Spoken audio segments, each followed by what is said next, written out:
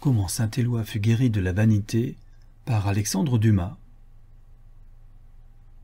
Hannibal et Charlemagne, comme Bonaparte, ont franchi les Alpes et à peu près conquis l'Italie. Mais derrière eux, effaçant les vestiges de leur passage, les défilés des montagnes se sont fermés, les pics du mont Genèvre et du petit Saint-Bernard se sont recouverts de neige, et les générations qui ont succédé à celles de leurs enfants, ne retrouvant aucune trace de la route qu'ils avaient suivie que dans la tradition des localités et dans la mémoire des populations, se sont prises à douter de ces miracles et ont presque nié les dieux qui les avaient opérés. Bonaparte n'a pas voulu qu'il en fût ainsi pour lui, et afin que sa religion guerrière n'eût point à souffrir des ravages de l'oubli et de l'atteinte du doute, il a lié l'Italie à la France comme une esclave à sa maîtresse. Il a étendu une chaîne à travers les montagnes. Il a mis le premier anneau aux mains de Genèvre, sa nouvelle fille, et le dernier aux pieds de Milan, notre vieille conquête. Ce souvenir de notre descente en Italie, cette chaîne dorée par le commerce, cette voie tracée par le passage de nos armées et battue par la sandale d'un géant, c'est la route du Simplon. Cette route, rivale de celle de Tiberius Nero, de Julius César et de Domitianus, à laquelle chaque jour 3000 ouvriers ont travaillé pendant 3 ans, qui grimpe au flanc des montagnes, franchit les précipices et creuse les rochers, commence à glisse, laisse brigue à gauche et s'élève par une pente visible à l'œil, mais presque insensible à la marche, jusqu'au col du Simplon, c'est-à-dire pendant 6 lieues. C'est aux faiseurs d'itinéraires et non à nous de dire combien de ponts on passe, combien de galeries on traverse, combien d'aqueducs on franchit. Nous y renonçons d'autant plus facilement qu'aucune description ne peut donner une idée du spectacle qu'on y rencontre à chaque pas, des oppositions et des harmonies que forment entre elles les vallées de Gotthard et de la Saltine, et la chute des cascades, s'y réfléchissant au miroir des glaciers. À mesure qu'on monte, la végétation et la vie disparaissent. Ces sommités n'avaient point été faites pour le commun des hommes et des animaux. Là, le génie seul pouvait atteindre, là, l'aigle seul pouvait vivre. Aussi, le village du Simplon, cette conquête artificielle de la vallée sur les montagnes, s'étend-il misérablement comme un serpent engourdi sur un plateau nu et sauvage. Aucun arbre ne l'abrite, aucune fleur ne le décore, aucun troupeau ne l'anime. Il faut tout tirer des bas lieux et l'on ne voit l'existence renaître, la nature revivre, qu'en descendant ces 2 versants. Quant à son sommet, c'est le domaine des glaces et des neiges, c'est le palais de l'hiver, c'est le royaume de la mort. Presque en quittant le village du Simplon, on commence à descendre et par un effet d'optique naturelle, cette descente paraît plus rapide que la montée. D'ailleurs, elle est beaucoup plus tourmentée par les accidents de la montagne. Tantôt elle pivote sur des angles aigus, tantôt elle se roule par 1000 ondulations autour de la montagne aussi loin que l'œil peut atteindre, et semble le serpent fabuleux qui encercle la terre. D'abord on rencontre la galerie d'Al-Gabi, la plus longue et la plus belle, qui traverse 215 pieds de granit pour s'ouvrir sur la vallée de Gondo, chef-d'œuvre divin de décoration terrible qu'aucun pinceau ne peut imiter, qu'aucune plume ne peut décrire, qu'aucun récit ne peut rendre. C'est un corridor de l'enfer, étroit et gigantesque. À 1000 pieds au-dessous de la route, le torrent, à 2000 pieds au-dessus de la tête, le ciel. La distance est si grande du chemin à la Doveria qu'à peine l'entend-on mugir, quoiqu'on la voie furieusement écumer sur les roches qui forment le fond de la vallée. Tout à coup un pont léger, d'une architecture aérienne, se présente, jeté d'une montagne à une autre comme un arc-en-ciel de pierre. Il conduit, au bout de quelques pas, à la galerie de Gondo, longue de 700 pas, éclairée par 2 ouvertures. Bientôt la vallée s'élargit, l'air se réchauffe, la poitrine respire, quelques traces de végétation reparaissent, des échappées à travers les sinuosités de la montagne permettent à l'œil de se reposer sur un plus doux horizon. Un village apparaît avec un doux nom, c'est Isella. La sentinelle avancée est presque perdue de la molle Italie. Aussi, derrière elle, la vallée se referme. Les rochers nus et gigantesques se rapprochent. L'imprudente fille de la Lombardie a été prise au sortir d'un défilé qu'elle ne peut plus repasser. Sur la route par laquelle elle est venue, une galerie s'est formée, c'est l'avant-dernière. Elle repose sur un pilier de granit colossal, dont la masse noire se détache à sa sommité sur l'azur du ciel, à son milieu sur le tapis vert de la colline, à sa base sur la mousse blanche des cascades. Celle-là, on se hâte de la traverser, et soit illusion, soit véritable changement atmosphérique à sa sortie, les tièdes bouffées de vent d'Italie viennent au-devant de vous. À droite et à gauche, les montagnes s'écartent, des plateaux se forment, et sur ces plateaux, comme des cygnes qui se réchauffent au soleil, on commence à apercevoir des groupes de maisons blanches au toit plat. C'est l'Italie, la vieille reine, la coquette éternelle, l'ermite séculaire qui envoie au-devant de vous ses paysannes et ses fleurs. Encore une rivière à franchir, encore une galerie à traverser, et vous voilà à Crevola, suspendu entre le ciel et la terre, sur un pont magique. Sous vos pieds, vous avez la ville et son clocher, devant vous le Piémont. Puis, au loin, là-bas, derrière l'horizon, Florence, Rome, Naples, Venise, ces villes merveilleuses dont les poètes vous ont raconté tant de féeries, et donc un rempart ne vous sépare plus. Aussi la route, comme lassée de ces longs détours, heureuse de retrouver la plaine, s'élance-t-elle d'un seul jet de 2 lieues jusqu'à Domedossola. J'y tombais au milieu d'une procession toute italienne. Une corporation de maréchaux ferrants fêtait Saint-Éloi. Dans mon ignorance, j'avais toujours cru ce bienheureux le patron des orfèvres et l'ami du roi Dagobert, auquel il donnait parfois sur sa toilette des conseils fort judicieux. Mais j'ignorais complètement qu'il eût jamais été maréchal. Leur bannière, sur laquelle il était représenté brisant son enseigne, ne me laissait aucun doute à ce sujet. La seule chose qui me resta à éclaircir, c'était à quel moment de sa vie se rapportait l'action qui avait inspiré l'artiste, car cette vie sanctifiée, je la connaissais à peu près depuis son entrée chez le préfet de la Monnaie de Limoges jusqu'à sa nomination au siège de Noyon, et je ne voyais rien dans tout cela qui pût s'appliquer au spectacle que j'avais sous les yeux. En conséquence, je m'adressai au maître de poste, pensant que, pour une tradition de fer à cheval, c'était le meilleur historien qui se pût trouver. Nous commençâmes par faire prix pour la voiture qui devait me conduire de Domodossola à Baveno. Puis, ce prix fait au double de ce qu'il valait, tant j'étais pressé de revenir à ma procession, j'obtins sur le père d'Oculi les renseignements biographiques suivants.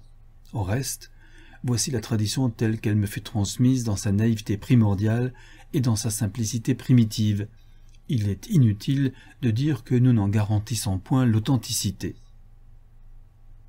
Vers l'an 610, Éloi, qui était alors un jeune maître de 26 à 28 ans, habitait la ville de Limoges, située à 2 lieues seulement de Cadillac, son pays natal. Dès sa jeunesse, il avait manifesté une grande aptitude pour les arts mécaniques, mais comme il n'était pas riche, il lui avait fallu demeurer simple maréchal. Il est vrai qu'il avait fait faire à ce métier de tels progrès qu'entre ses mains il était presque devenu un art. Les fers qu'il forgeait, et qu'il était parvenu à confectionner en 3 chaudes, s'arrondissaient d'une courbe merveilleusement élégante et brillaient comme de l'argent poli. Les clous par lesquels il les fixait au pied des chevaux étaient taillés en diamants, et eussent pu être enchâssés comme des chatons de bague dans une monture d'or. Cette habileté d'exécution, qui étonnait tout le monde, finit par exalter l'ouvrier lui-même. La vanité lui tourna la tête, et oubliant que Dieu nous élève et nous abaisse à sa volonté, il fit faire une enseigne sur laquelle il était représenté ferrant un cheval, avec cette exergue, passablement insolente pour ses confrères et blessante pour l'humilité religieuse, « Éloi, maître sur maître, maître sur tous ».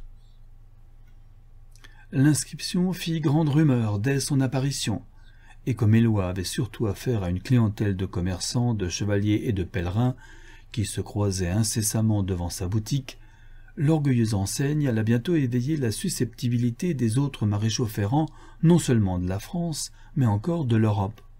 De tous côtés s'éleva alors contre l'orgueilleux maître une clameur si grande qu'elle monta jusqu'au paradis. Le bon Dieu, ne sachant pas d'abord quelle cause l'occasionnait, s'en émut et regarda sur la terre.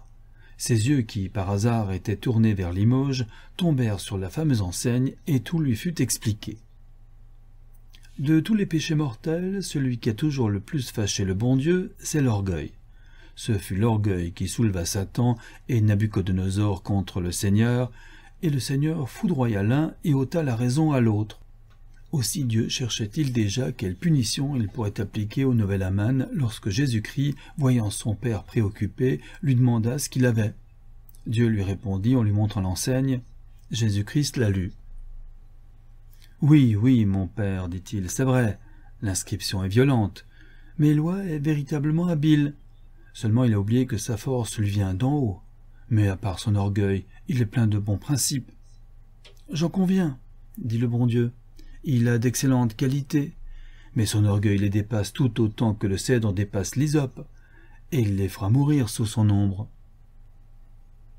Avez-vous lu « Éloi, maître sur tous », c'est un défi non seulement porté à l'habileté humaine, mais encore à la puissance céleste. Eh bien, mon père, que la puissance céleste lui réponde par la bonté et non par la rigueur. Vous voulez la conversion et non la mort du coupable, n'est-ce pas? Eh bien, je me charge de le convertir. Puis le bon Dieu, en secouant la tête, tu te charges là d'une mauvaise besogne. Y consentez-vous? Continua Jésus-Christ. Tu ne réussiras pas, dit le bon Dieu. Laissez-moi toujours essayer. Et combien de temps me demandes-tu? 24 heures. Accordé, dit le Seigneur.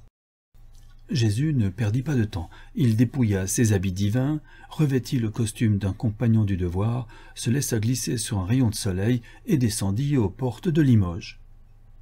Il entra aussitôt dans la ville, le bâton à la main, avec l'apparence d'un homme qui vient de faire une longue route. Ensuite, il alla droit à la maison d'Éloi. Il le trouva forgeant. Il en était à la 3e chaude. « Dieu soit avec vous, maître, » dit Jésus entrant dans la boutique. « Amen, » répondit Éloi sans le regarder. « Maître, » continua Jésus, « je viens de faire mon tour de France et partout j'ai entendu parler de ta science de sorte que, pensant qu'il n'y avait que toi qui pouvais me montrer quelque chose de nouveau... »« Ah ah !» fit Éloi en jetant un regard rapide sur lui et en continuant de battre son fer. « Veux-tu de moi pour compagnon ?» reprit humblement Jésus. « Je viens t'offrir mes services. »« Et que sais-tu » dit Éloi, lâchant négligemment le fer auquel il venait de donner le dernier coup de marteau et jetant sa pince. « Mais, continua Jésus, je sais forger et ferrer aussi bien, je crois, que qui que ce soit au monde. »« Sans exception » dit dédaigneusement Éloi. « Sans exception » répondit tranquillement Jésus. Éloi se mit à rire. « Que dis-tu de ce fer » reprit Éloi, montrant complaisamment à Jésus celui qu'il venait d'achever. Jésus le regarda. « Je dis que ce n'est pas mal, mais je crois qu'on peut faire mieux. » Éloi se mordit les lèvres.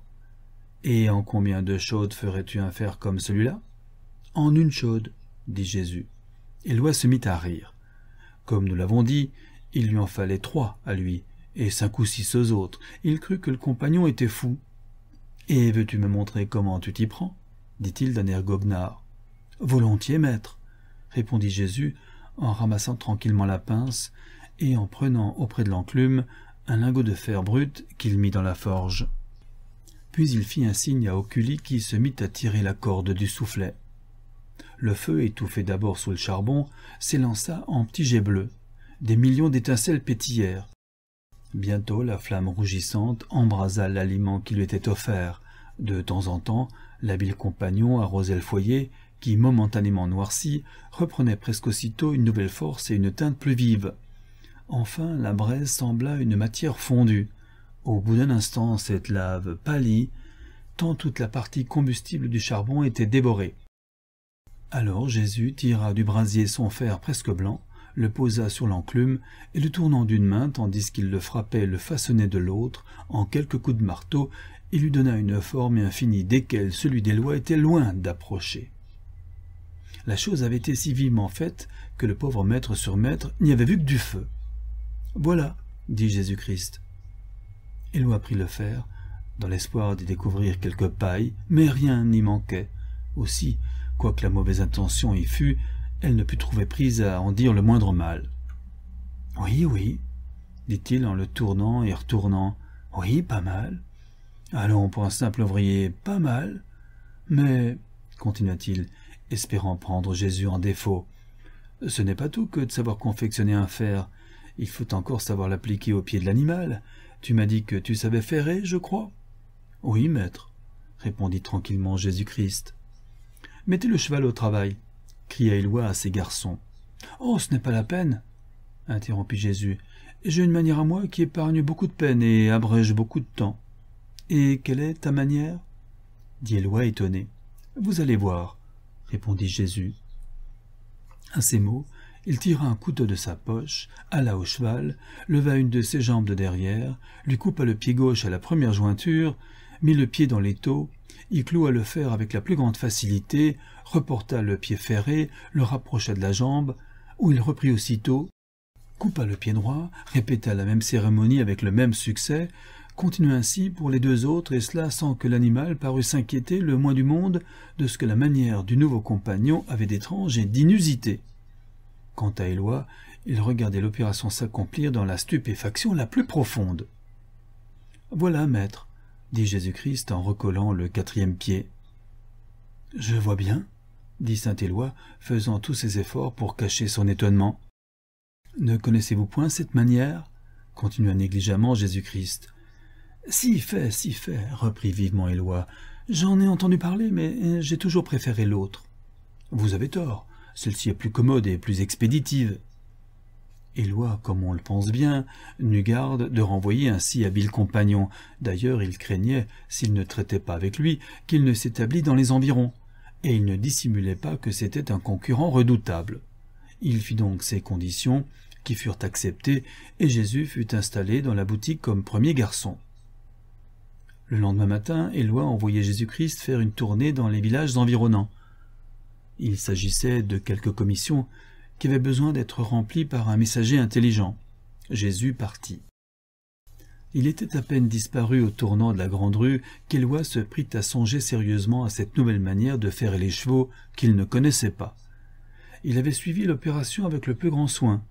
Il avait remarqué à quelle jointure l'amputation avait été faite. Il ne manquait pas, comme nous l'avons dit, d'une grande confiance en lui-même. Il résolut de profiter de la première occasion qui s'offrirait de mettre à profit la leçon qu'il avait apprise. Elle ne tarda pas à se présenter. Au bout d'une heure, un cavalier armé de toutes pièces s'arrêta à la porte d'Éloi.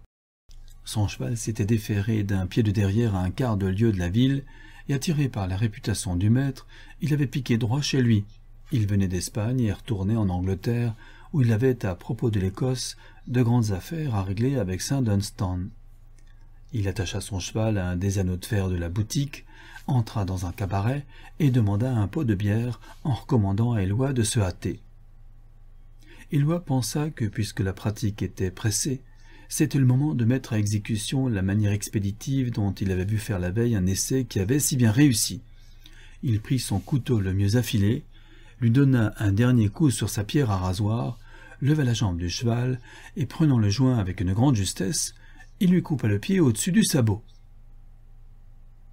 L'opération avait été si habilement faite que le pauvre animal, qui ne se doutait de rien, n'avait pas eu le temps de s'y opposer et ne s'était aperçu de l'amputation que par la douleur même qu'elle lui avait causée.